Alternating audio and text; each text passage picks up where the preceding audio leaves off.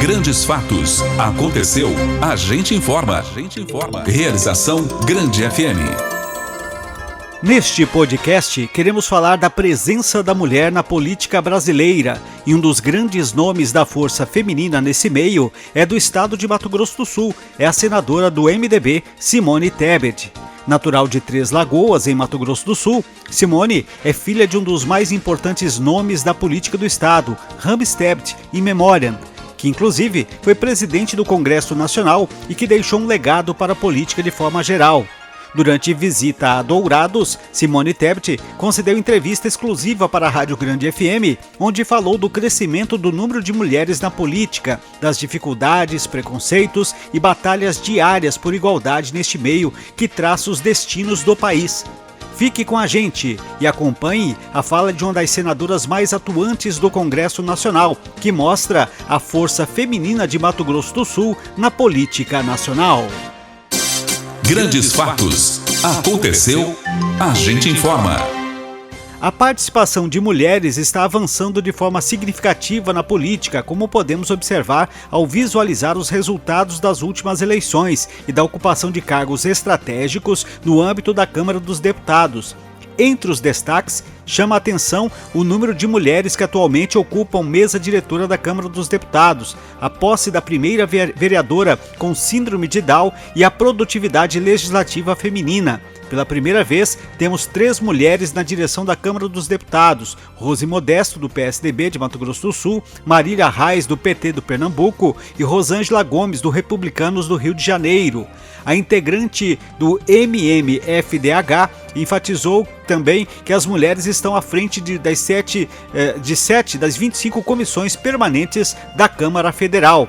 A senadora Simone Tebet, do MDB de Mato Grosso do Sul, foi a primeira mulher a concorrer à presidência do Senado brasileiro. O MDB deixou de apoiar oficialmente a senadora, que decidiu manter sua candidatura de forma independente. Simone recebeu 21 votos, perdendo para Rodrigo Pacheco, do DEM de Minas Gerais, que recebeu 57. Foi a segunda vez que Simone tentou se eleger para o cargo. Em 2019, disputou a candidatura dentro do partido com o senador Renan Calheiros, do MDB de Alagoas, que foi o escolhido. A senadora anunciou sua candidatura independente, mas retirou seu nome para apoiar o senador Davi Alcolumbre, do DEM. Na entrevista para a Rádio Grande FM, a senadora iniciou falando do seu trabalho na CPI da Covid-19 e da sua avaliação sobre todo o trabalho da comissão. Há 7 meses atrás falaram assim: nossa, você é louca, né? De colocar sua cara no meio dessa CPI vindo de um estado tão conservador que pode te dar um prejuízo eleitoral tão grande. Falei, não, eu tenho um compromisso com o país e com o meu estado, tenho que fazer o que é certo, a gente tem que estar do lado certo da história. Eu já tenho 20 anos de vida pública, eu nunca vivenciei o que nós estamos vivendo. Eu sou a geração que foi pelas ruas lutar por diretas já. Eu tinha 14 anos, saía do ensino médio, tinha autorização dos meus pais para, no sábado, ali percorrer a 14 de julho em Campo Grande para lutar por democracia, por liberdade, por direito de votar, de falar o que a gente queria sem ver, amigos sumindo na calada da noite para não voltar. Nem mãe chorando, a perda prematura de um filho. E entrei na vida pública e faço 20 anos de mandato consecutivo. Eu fui deputada estadual, depois fui prefeita 2 vezes da minha cidade natal, Três Lagoas. Eu sei que muitos lembram desse momento. E depois vice-governadora. Então, quando eu imaginei assim, já indo para o final da minha vida pública, obviamente que não tenho mais isso de mandato, não sei nem se Deus vai me dar a graça de ter mais 20 anos de vida, eu presenciei uma cena deplorável, um retrocesso civilizatório no Brasil que eu nunca imaginei. E eu me lembrei muito do meu pai, que prematuramente eu acredito que nos deixou, faleceu exatamente no mês que fez 70 anos de idade. Aliás, eu não sei que dia é hoje, ontem ele faria 85 anos, se estivesse vivo. E eu me lembrei muito do meu pai e do que eu represento como mulher, sabe, Faria? A gente é tão pouco na política, nós somos tão poucas. E as mulheres são reconhecidas, é o sexo frágil, a mulher isso. Não, a mulher tem uma garra e uma coragem, que é aquela coisa do amor de mãe, que no momento que precisa a mulher grita, a mulher vai na frente. Então eu fiz uma opção pelo país. E entrei comovida, muito comovida pela perda de entes queridos, próximos, pessoas, amigos, não perdi nenhum parente e saí indignada com tudo que eu vi. Então assim, se a gente pudesse colocar num cesto, eu pudesse assim dizer o que a CPI fez pelo Brasil, primeiro que ele resgatou, acho que um pouco da credibilidade da classe política. Viram óbvio ali que teve muito excesso de um lado e de outro, a política é isso, a política é a arte de falar, de defender, teve excesso de ambos os lados, mas primeiro, a CPI colocou vacina no braço do povo brasileiro. As estatísticas mostram isso, o governo não tinha planejamento de vacinação, atrapalhou estados e municípios a conduzir, o que eles negaram até o final a ciência e negavam a importância da vacinação, porque acreditavam na tal da imunidade rebanho por contaminação. Vamos contaminar todo mundo e aí a gente volta logo para o mercado de trabalho. Né? Esquecendo que se contaminar todo mundo mataria como matou pais, mães, filhos, filhas, avós, avós, e mais do que isso, se contaminar todo mundo com uma pandemia num país continental como o nosso fez com que o Brasil ficasse de portas fechadas, o comércio, o mais tempo que qualquer país do mundo. Então, a CPI teve esse resultado, acredito. E na nossa parte, aí já puxando sardinha para a bancada feminina, eu acho que foi mostrar que a bancada feminina, ela é desrespeitada, assim como a maioria das mulheres brasileiras são desrespeitadas no seu mercado de trabalho. Não é mimimi, não é sexo frágil, quem me conhece sabe que eu não levanto essa bandeira, mas a gente é desrespeitado no dia a dia, nós somos cortadas o nosso direito de fala, o nosso direito de espaço, e a bancada feminina foi decisiva nos momentos mais importantes da CPI. Então, acho que no apanhado geral, eu não podia esperar, para finalizar, que no meio do processo, até através da minha intervenção, nós pudéssemos descobrir um esquema muito grande de corrupção na compra de vacinas no Brasil. Num primeiro momento, não vamos comprar vacina porque não acreditamos nela. De repente, quando viram que a CPI impôs, né, a sociedade impôs vacinação, um núcleo político, é importante dizer que é um núcleo político, aliado, infelizmente, a um pequeno núcleo militar, mas um núcleo político de vários partidos, é importante que se diga, né, num esquema de propinoduto ou vacinoduto, como se a vida pudesse custar $1. Né? Era esse o preço para cada dose. A cada dose eu quero $1, a cada dose eu quero $1. Como é que pode? E isso foi entregue na mão do presidente da República. E é por isso que o presidente da República acabou sendo relatado aí, consta no relatório, que agora está sendo entregue para as autoridades, porque agora o bastão, agora a responsabilidade não é mais da classe política. Após a conclusão dos trabalhos da CPI, a senadora teme que somente pessoas de menor expressão sejam responsabilizadas e que os grandes figurões escapem das garras da justiça por não serem investigados pela PGR. A minha sensação é que, e a gente tem que tomar muito cuidado com isso, é de só pegar os peixinhos pequenos. É só de pegar os atravessadores, a iniciativa privada que tentou levar um lucro, aquele servidor mais simples, abrir processo e condenar. Porque quem tem foro privilegiado, presidente da República, ministros de Estado, senador, deputado federal, aqueles que foram denunciados, para que o processo ande, Cícero, para que o processo se inicie, é preciso que o Procurador-Geral da República abra a denúncia, aceite a denúncia. Eu tenho muita preocupação que o PGR, e eu disse isso para que nós vamos estar de olho, só queira entregar, vamos dizer assim, os anéis para segurar aí mas nós não vamos permitir. Eu acho que a gente tem que fazer justiça em relação à dor das famílias dos mais de 600 mil mortos por conta da Covid-19. A senadora é o principal nome do MDB na corrida presidencial e durante a entrevista ela fala sobre a sua escolha pelo partido e de que forma está lidando com esta situação. Paulo, eu vejo com muita responsabilidade, né? Primeiro, assim, saber que eu represento Mato Grosso do Sul, que é um estado que não consegue nunca ter tradição na política nacional. É impressionante como sempre valorizam os políticos de São Paulo, de Minas, do Rio. Nordeste, né? E poucas vezes valorizam os parlamentares, os políticos de Mato Grosso do Sul. A gente precisa ser melhor para ser considerado tão boa quanto eles. Tô falando homens e mulheres daqui, né? Me lembro, assim, o que meu pai precisou fazer para poder ter Ele fez um monte de coisa, mas só lembrar em nível nacional quando ele virou presidente do Congresso Nacional. Todo mundo conhece a história dele. Outros políticos com menos trabalho, menos ficha de serviços prestados, brilhou em Brasília muito antes. Então, assim, é com responsabilidade, até porque, e nisso eu dou também outro exemplo, eu fui a primeira mulher candidata à presidência do Senado Federal. No movimento de, não dá para ter um legislativo numa democracia que seja servo, que seja submisso ao presidente da República, seja ele qual for. Isso não é saudável para a democracia, né? Eu fui a primeira mulher presidente da comissão mais importante do Congresso Nacional, que é a CCJ, e ali passaram reformas estruturantes, indicação de nomes para ministros do Supremo, porque eu disse não, a mulher entende de direito, entende de justiça, não é... Tinha quase 200 anos de existência o Senado Federal. Eu sou a primeira líder da bancada feminina, nós criamos... A minha candidatura impôs a criação da liderança da bancada feminina para a gente ter voz, para a gente ter voto no colégio de líderes. Agora é hora de pautar esse projeto, agora é hora de pautar outro projeto.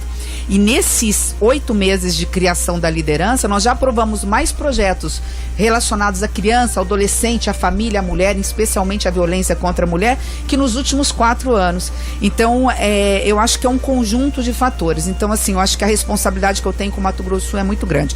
Eu tenho que honrar essa responsabilidade que o povo me deu e honrar, obviamente, o fato de, se aceitar a candidatura, o MDB está me pressionando muito. Eu tenho exatamente mais uns 4, 5 dias para decidir. É uma decisão difícil, né?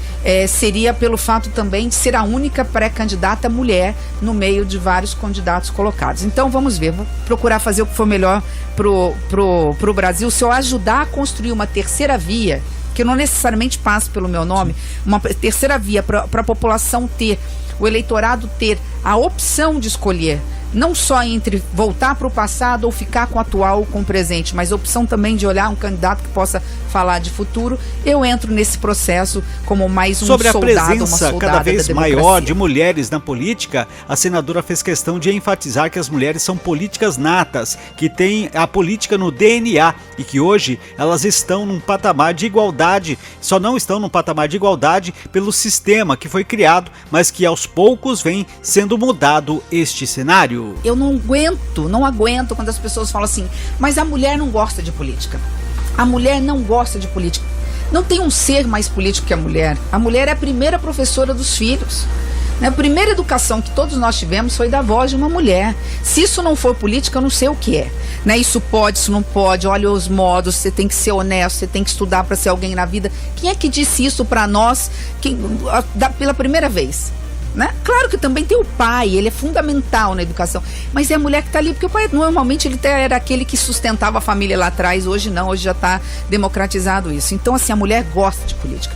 Agora, eu vivenciei essa cena quando abriram aquela cota de trazer 30% de mulheres candidatas. Aquilo foi só no papel e para inglês ver. Eu fazia política naquela época empacotando santinho. Lembra dos brindes, sim, camiseta e santinho? Cansei de ver o meu partido e os outros partidos darem cheques poupudos para os candidatos homens e as mulheres saíam felizes da vida com um pacotinho de santinho, umas parcas camisetas, cheque de R$2.000 por mês para uma campanha de 3 meses. Cansei de ver isso. Então a mulher saía achando que tinha chance e não tinha paridade de armas. Ela não tinha a mesma igualdade. Como é que eu vou competir? Mas não era só dinheiro. E isso mudou graças a uma intervenção da bancada feminina no Supremo, no Tribunal Superior. Vocês sabem que tem o período eleitoral, tem tempo de rádio e tempo de televisão. A mulher era candidata, mas não tinha o mesmo tempo de exposição na rádio e na televisão. Ora, como é que o eleitor vai votar numa mulher se não sabe o número dessa mulher? Não sabe o que essa mulher faz, que é uma professora, uma líder de bairro, ela coordena um projeto social na sua cidade. Então, agora, de um tempo para cá, isso mudou na última eleição. Sabe qual foi o resultado? Na primeira eleição, no Congresso Nacional, na Câmara dos Deputados, em que a mulher passou a ter a mesma igualdade que o homem no tempo de rádio e televisão, 30% do tempo de rádio e televisão e 30% do fundo partidário passou a ser também compartilhado com mulheres, nós saímos de 55 deputadas federais e fomos para 71. Aumentou mais de 40% numa única eleição. Então, se você me pergunta, e agora, o que fazer aqui? Aqui nós temos o quê? 2 vereadoras? Campo Grande, que é a capital, no universo de 29 vereadores, tem uma mulher, uma menina, que é a Camila, novinha. Eu apresentei um projeto que eu acho que é decisivo. Tem que ter... Só uma correção, aqui são 3, né? São 3. A Daniela, a Brambila e a Lia Nogueira. Isso, 3 mulheres. Então, veja, qual é a saída? Você tem que colocar 30% de mulheres nas executivas dos partidos. Porque quem escolhe o candidato é a executiva do partido. Ele que vai. Então, se você tiver 30% de mulheres ali, você vai ter mulher com olhar clínico para falar: aquela comerciante, aquela servidora pública, aquela líder de bairro, aquela mulher que faz trabalho social, ela tem veia política, eu vou investir nela. Eu acho que esse é um projeto que eu quero ver se eu consigo aprovar ainda esse ano no Senado, para aprovar na Câmara o ano que vem, que pode estar fazendo a diferença. Finalizando sua entrevista, Simone Tebet falou sobre a política em seu estado, de como o partido está articulando nomes para ter candidatura independente em busca de uma vaga ao cargo majoritário em Mato Grosso do Sul. Nós temos uma pesquisa, acabamos de fazer uma pesquisa qualitativa, e a pesquisa realmente mostra que o MDB tem todo um recall muito forte da época, desde o Dr. Wilson, passando um finalzinho do meu pai, passando pela gestão do governador André Putinelli. E ele coloca realmente que o MDB tem condições de lançar a candidatura própria. Hoje as pesquisas mostram que o nome natural é do ex-governador André Putinelli. Ele se predispõe a ser candidato. É óbvio que essa pergunta também depois precisa ser confirmada pelo presidente regional do partido. Eu sou apenas mais uma afiliada, mais um membro do diretório. Ainda é o MOC? Ainda é o Júnior Mock, deputado estadual, ex-deputado estadual Júnior Mock. E eles falam sim de candidatura própria. Pode acontecer, talvez isso vai depender de composições de esses partidos estarem lá na frente compondo com algum cabeça de chapa. Mas até onde eu sei, nós teremos candidatura própria. O governador recentemente, o ex-governador, disse que tem interesse e as pesquisas mostram que ele é muito forte no interior aqui de Mato Grosso do Sul. Grandes Fatos, uma realização da Grande FM. Neste bate-papo, fica claro a representatividade feminina de Mato Grosso do Sul na política nacional com Simone Tebet. Não há dúvidas que a participação da mulher na política tem ampliado a eficiência legislativa, sobretudo ao levantar pautas mais sensíveis ao universo das mulheres e às camadas mais vulneráveis da sociedade. Isso significa mais evidente quando se observa a origem das propostas que provêm amparo às minorias, onde quase sempre há digitais de mulheres deputadas. As pautas de mulheres, construídas através do diálogo entre a bancada, são discutidas por uma Câmara composta majoritariamente por homens. São 436 deputados, homens, e apenas 77 mulheres parlamentares. O grande desafio resiste no diálogo, em elencar prioridades que nem sempre coadunam com o mesmo tempo que é preciso traçar as estratégias em barrar retrocessos ou promover avanços nos temas relacionados aos direitos das mulheres. É preciso estimular mais mulheres para a política, para que, além de uma representação igualitária, haja legitimidade de ideias e de ações legislativas que assegurem oportunidades iguais para todos e para todas. Esse foi o podcast Grandes Fatos de hoje, disponível no grandefm.com.br ou na sua plataforma de áudio preferida. Siga nosso podcast nas redes sociais, assine nosso podcast, se inscreva em nossos canais e favorite nosso conteúdo. Assim, você será notificado toda vez que tivermos novidades. Esperamos que você tenha gostado do nosso conteúdo de hoje e em breve novos episódios estarão à sua disposição. Você conferiu Grandes Fatos, uma realização da Grande FM.